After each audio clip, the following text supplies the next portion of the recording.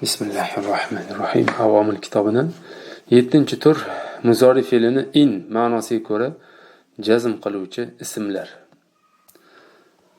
Biz yuqorida jazm qiladigan harflarni o'tdik. Xo'p.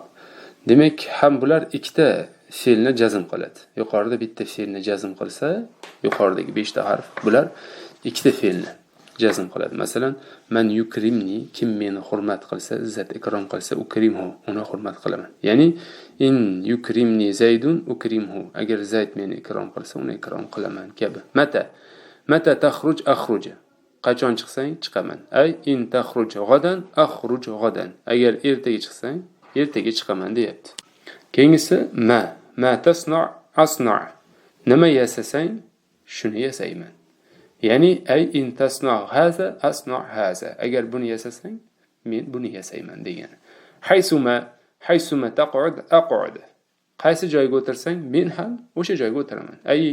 Ay in taq'ud fil bayti aq'ud fil bayti. Uyda o'tirsang, uyda o'tiraman demoqchi. Mahma tazhab azhab. Qachon borsang, boraman. Ya'ni in tazhab g'adan azhab g'adan. Ya'ni agar ertaga borsang, men ham ertaga boraman. Aynama tajlis ajlis. Qayerda o'tirsang, o'sha yerda o'tiraman. Ay in tajlis fil bayt ajlis fil bayt. Uyda o'tirsang, uyda o'tiraman degani. 7-si anna takun akun. Qayerda bo'lsang, men ham bo'laman. Ay in takun fil balad akun fil balad. Agar shaharda bo'lsang, men ham shaharda bo'laman degani.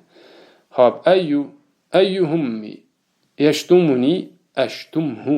Ay in yashtumni Zaydun ashtumhu. Ularning qaysi biri meni so'ksa, haqoratlasa, men ham uni so'kaman. Ya'ni Zayd meni so'ksa, men ham Zaydni so'kaman degani.